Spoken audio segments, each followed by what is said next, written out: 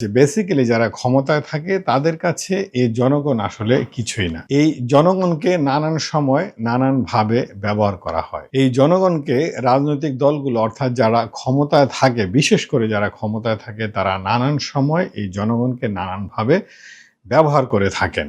এবার আসা যাক জনগণ আসলে কি চায়। বিএনপি সহ নানান সমমনা দলগুলো এই মুহূর্তে নির্বাচনের একটা রোডম্যাপ চাচ্ছে বর্তমান অন্তর্বর্তীকালীন সরকারের কাছে, এবং বারবার তারা জনগণের দোহাই দিচ্ছে জনগণ নির্বাচন চায়, জনগণ তাদের ভোটাধিকার প্রয়োগ করতে চায়। যেমন গত 15 বছর ধরে শেখ হাসিনা যেটা বলতো যে জনগণের ভোটের অধিকার রক্ষার জন্য উনি আন্দোলন করে গেছেন, যাচ্ছেন এবং ভবিষ্যতে উনি আন্দোলন করে যাবেন, এমনটা বলতে আমরা শুনেছি বারংবার।